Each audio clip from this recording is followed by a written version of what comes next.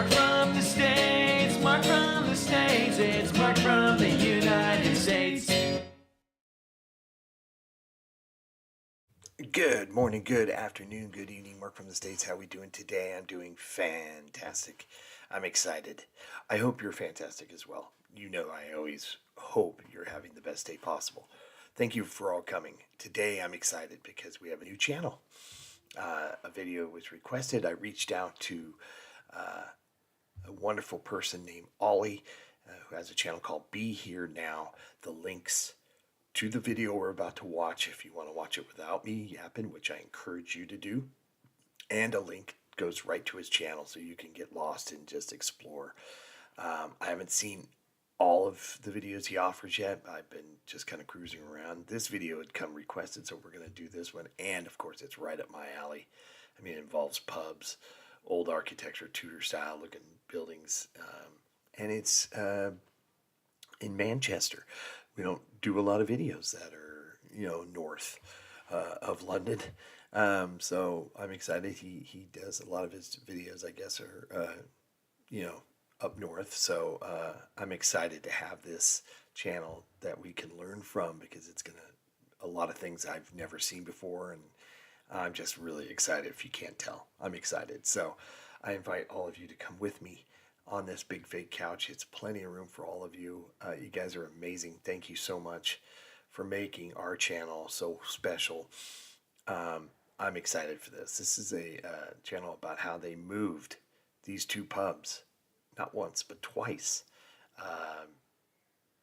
It's just moving a pub. Just kind of blows my mind. But, thank you. Thank you for the email. So I'm excited to see this. So come with me. Let's do it. Trigger warning. Okay. Hope everybody. Manchester has a lot of iconic pubs, the best being those of a more historic vintage. And if you're a visitor to the city, one of the first you'll learn about and probably visit is this one. Well, these two. The Old Wellington and Sinclair's Oyster Bar. Before we continue, that looks awesome. Just the Tudor style architectural of the buildings. Just the outdoor seating. Looks like a real fun place. Well, these two. The Old Wellington and Sinclair's Oyster Bar. Set in what has recently been dubbed the medieval quarter of Manchester, these are two of the last remaining Tudor-looking buildings in the entire city, and they fit their environments very snugly. Behind them is the cathedral and a street pattern that goes back centuries. And it's easy to look at this little square, known as Shambles Square, and draw a comparison to similar-looking buildings in other English. Shambles, York. Right, they have the Shambles, I think is what it's called. Gosh, I hope that's what he's talking cities, most notably the street in York, also called the Shambles. But it's fairly common knowledge that these two pubs were actually moved to this location not too long ago to accommodate the regeneration of the area. But few people realise where they used to be, how they were moved, why they were preserved in the first place, or that, in fact, they weren't moved just once, but twice. What? So let's go back to the start, the 16th century, when Gotta read it. I have to. That's this thing when I'm going to go and visit places over there. You have so many plaques all around that give up all this information. I just feel the need to read them all. Let's see, the Old Wellington is in 1552, and Edward VI was on the throne in what was then the marketplace in Shambles. It is now the oldest building in Manchester. In 1554, it was purchased by the Byrom family and was part residence and part draper's shop. Third story was added in the mid-17th century. Okay. 1691, John Byrom, who developed phonetic shorthand, was born here. The building was licensed in 1830 and known as the Venture's Arms, and later as Kenyon's Vaults. Wow, both cool names. 1865, I believe, is that what that says? The ground floor is known as the Wellington Inn, whilst the upper floor is observed as mathematical and optical instrument makers. The familiar large lantern already existed on the corner of the building. In 1897, the upper 2 stories became the old fishing tackle shop, and a large clock was added to the main gable. Wow. In 1974, a concrete raft was cast under the building, and the whole structure raised 1.5 meters as part of the Arndale Center development. Oh no. A bomb caused considerable damage to the old Wellington and the Arndale Center in 1996. I'm assuming that it's because of what was going on there, right? After restoration completed, the rebuilding plan involved moving the old Wellington some 300 meters. Okay. Over a period of more than 2 years, the building was dismantled timber by timber and re-erected here in its new home, where it reopened in November 1999. Holy smokes. Okay. Timber by timber. Like Legos. Snap. Wow. The oldest of these 2 pubs was built, the Old Wellington, dating back to 1552. To put that into historical context, that's just 5 years after Henry VIII had died. Dang. In the 1500s, Manchester was still a small village, barely registering on maps or in historical accounts. A map from 1650, a century after the Old Wellington was built, shows just how small Manchester still was. Everything was centred around the cathedral and the bridge over the River Irwell to Salford. To focus in on this place, we've got to go to a more detailed map, so we have to skip ahead a couple of centuries. Looking at later maps of Manchester shows the city growing slowly at first and then incredibly rapidly from the beginning of the 1800s. Now, nearly all of these subsequent maps show this strange dark line here, an area cutting across the tip of a quite distinctive triangle. To see what's going on around this vague and undetailed world, we have to jump to this map from 1850. Now, this is one of my favourite maps of the city, not just because it's beautifully and painstakingly detailing the city street by street, but it also picks out prominent buildings like the cathedral or the old town hall on King Street, and shows how they were set out on the inside. That's cool. If we zoom into the market area, we see the mysterious dark block revealed. Old Shambles. It's a fish and game market running down a street called the Old Shambles. Shambles is a word that used to be used in English commonly to refer to the wood in a street of butchers where animals were slaughtered and their meat sold. But let's not get it wrong here, it's easy to paint a theme park image of market stalls in the Middle Ages, but this was not a nice place to be. A shambles street would have had blood, pieces of meat and offal running down the gutters. The stench would have been awful, the hygiene completely lacking. It's not really surprising that by the 19th century, the word shambles had become a generic word for disorder and mess. The other great thing about this map is that it names nearly every pub it covers, including this one, the Wellington Inn. This is the original home of the pub we're looking at, and for reference, that's here. But this is 1850. In 1552, when it was built, it wasn't a pub, but a house, and was purchased by the wealthy Byrom family a couple of years later. They turned it into a draper's shop and lived above it. It stayed in their family right up until 1692, when John Byrom, poet, writer and inventor of an early form of shorthand, was born here. In about 1738, an extension was added to the building separate to the shop and became Manchester's first gentleman's club, John Shaw's Punch House.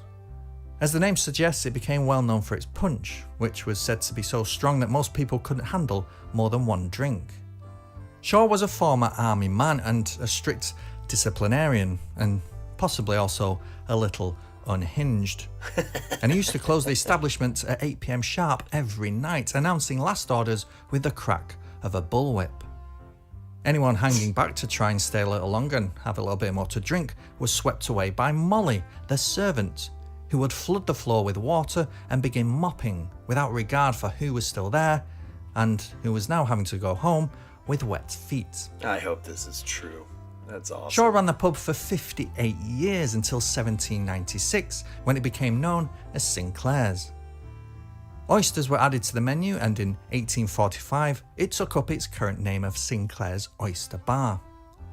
Oysters, of course, are today a delicacy for people who have too much money, but back in the 19th century they were considered the food of the poor. Wow. In I didn't know 1830, that. the year the Liverpool-Manchester Railway was opened and the Duke of Wellington was booed on his arrival into Manchester, the former Byram's Drapery was granted a licence and became known as the Vintners Arms, and then later Kenyon Vaults. It changed its name again to the Wellington Inn, after the Duke. It was a pub downstairs and a workshop for optical instruments upstairs, which is why this famous photo of the pub has these rather With the wacky eyeglasses. Yes. So just to allow cool ourselves to photo. get sidetracked for a minute, in the 1820s, most of this old food market had moved to other parts of the city. The fish market famously taking residence here to the covered Smithfield Market. Market Place now became Manchester's top drinking spot, home to pubs like the Slip Inn, a favourite of Charlie Chaplin. Now, during the Victorian redevelopment of the city, lots of the oldest buildings were torn down to make way for new road layouts and new stone exchanges. But surprisingly, this area survived all of that. However, during the 20th century, Manchester city centre underwent three more major destructive periods. The first was the bombing of the Second World War, which destroyed much of the remaining timber buildings. But somehow, the old wooden Wellington still survived. The second was the regeneration of the 1970s, which embraced soulless concrete simplicity. At this point, we are introduced Know that to the well. villain of the story, Marks and Spencer, the bland retail giant that pretends to be more upmarket than it actually is. Now, okay, maybe it's not fair to pick on Marks and Spencer quite yet, at least, but pressure from big commerce on town planners in the 60s and 70s certainly played a big part in the bleak reimagining of what city centres up and down the country should look like. And here in the old beating heart of Manchester, that meant this: a grey concrete-clad shopping precinct overshadowed by a huge blocky shop for a certain company. All of this area, in fact, the old Manchester, the tough Manchester that had survived the Blitz, was wiped away in the 70s to make way for the Arndale shopping centre. And part of the big idea for the precinct over here was to create one single level shopping experience from the Arndale through to Deansgate. This meant having to raise the street level here several feet to match. Now, both pubs have been listed since the 1950s, and thankfully planners couldn't quite bring themselves to knocking them down. Good. And so they decided to lift them up instead, allowing a road to slip underneath. Wow. Ingeniously, the buildings were underpinned with stilts and a steel and concrete raft, and then raised bit by bit using hydraulic jacks. The lifting process took 3 months, beginning in July 1971. That's pretty And by incredible. October 27th, the buildings had been sufficiently raised by about 1.4 metres, or That's incredible. Just the sheer ingenuity of being able to lift it all, the whole thing up. I could probably watch a video just on that. 4 foot 9 inches, to meet the new street level. And so here they sat, lone survivors of a time now past. Two jaggedy timber buildings slumped at the side of a square like a couple of drunken old men trying to take in the changing world around them. Ollie, you're Trapped funny. in an open-air prison, the last indigenous holdouts of a new concrete Yeah, it just looks colony. out of place, of course. Trigger warning. That was until 1996, when this happened. Oh, man.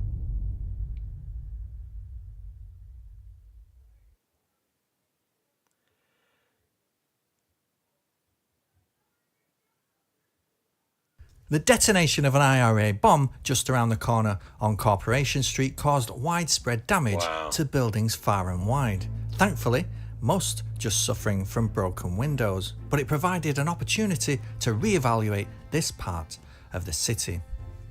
Sins of the 70s wouldn't be completely undone, but by the late 1990s, it was almost universally accepted that this modernist vision of city planning, mixed with such overt dedication to retail capitalism, did not a happy city make. One of them had to go, and of course, it was the architecture. And this is where Marks and Spencer come rolling back in. They were having a new store built in place of the damaged one and pressured the council to let them extend even further this way into the old market square. This was so they could have the biggest M&S store in the world, as if anybody really cared, at 32,500 square metres, and was enough to reshape the entire street pattern. As a result, all of this area would be simplified into the single new Cathedral Street, flanked on both sides by department stores. And I know I've been pretty dismissive and sarcastic about the 20th century changes to this part of the city, but New Cathedral Street actually did something quite clever. It opened up a direct line of sight between St Anne's Square down here and the cathedral up here. But at last, this ancient heart of the city, where generation after generation of Mancunian bartered at market stalls, plying their various trades and skills amongst the winding shambles streets, the town stocks where people were punished, where soldiers gathered, where proclamations were made, and where the first death of the English Civil War occurred, gave way to yet another soulless, yuppie paradise that will no doubt one day make future generations cringe. Forcing a big decision to be made about the last Tudor-style buildings in the city centre. Not including the Shakespeare pub, of course, but that was brought in from Chester in the 1920s, so that doesn't really count. Nope. So now we come to an important juncture. It's crucial to understand two more things. First, we like timber buildings like this. We always have. It's not just a recent phenomenon. They are pleasing to look at, and they are very, very, very relatable on a human level. Stone buildings like the Royal Exchange, while grand and impressive, feel a little unemotional sometimes, standoffish. And buildings like this even more so. And the second thing to understand is something you might have noticed already if you were sharp earlier on, that Sinclair's isn't a true timber building. It's brick, stuccoed and painted black and white to look like it's timber. What? More evidence that we just love this particular look. I didn't even So when notice. the concrete hellscape of the 1970s was replaced with a glass and stone-clad corporate hellscape of the 90s, there was real pressure on all sides to make sure that the old Wellington and Sinclair's were saved somehow. And that meant moving them 70 metres to here, where they would sit on the edge of the newly created Exchange Square and beside the old Corn Exchange. To fit in the smaller square, the pubs would have to be set at right angles to each other. The dismantling of the pubs was completed in March 1998. That's so wild. 25,000 bricks, hundreds of pieces of timber, seats and staircases were meticulously taken apart, numbered, coded, photographed and stored on a computer before work began. When reconstruction commenced, 4 carpenters worked constantly on it, painstakingly piecing the buildings back together. Sinclair's might seem to have a shorter yet more interesting history, but the old Wellington is a weird old place too. Firstly, it's named after this guy, the Duke of Wellington, Arthur Wellesley, a deeply unpopular figure in Manchester during his lifetime as he opposed most working class rights. Secondly, the sign here falsely claims that the old Wellington is Manchester's oldest building when it's just not. Okay. Chetham's library was built over a century before in 1421 to accommodate a college of priests. It might have a timber frame, but it sits on a bed of lies. But in essence, this is still a lovely place to be, surrounded by dark wood, alcoholic beverages, and a lot of lovely history. And looking at the story of both these pubs is really looking at the story of Manchester itself. That's awesome. What a great video. Go support Ollie and his channel. Please, please get over there and support. That was awesome. That was so good. A couple of my favorite things, of course, the pubs. Number one, old pubs, learning the history of the pubs, and then talking about Tudor style, and I didn't even notice the Sinclair's was not actual Tudor. It was concrete or brick or whatever painted to look that way. And the fact that they dismantled it brick by brick, timber by timber, and moved it twice. Just fascinating. Wow, what a great video. Ollie, well done, sir, and thank you so much for allowing us to watch your videos. I'm very happy. I've got a very happy smile right now. This is great. So yeah, get over to Be Here Now is the channel name. Links below to this video and to his channel. Get over there, support him. It's important that y'all do. This was a great video, and really enjoyed it. Really enjoyed it. That was awesome. Okay, everybody, who has been there?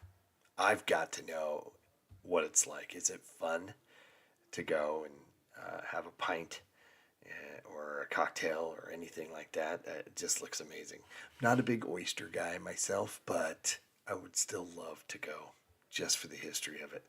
And of course, I would love to have a drink. Manchester looks like a fun city. I would love to visit there as well. So yeah, let me know if you've been there and tell me what your experience was like. Hope everybody's happy, healthy, and safe. Thanks so much for coming, and we'll see you on the next one. Take care, everyone. Bye. Mark from the States, Mark from the States, it's Mark.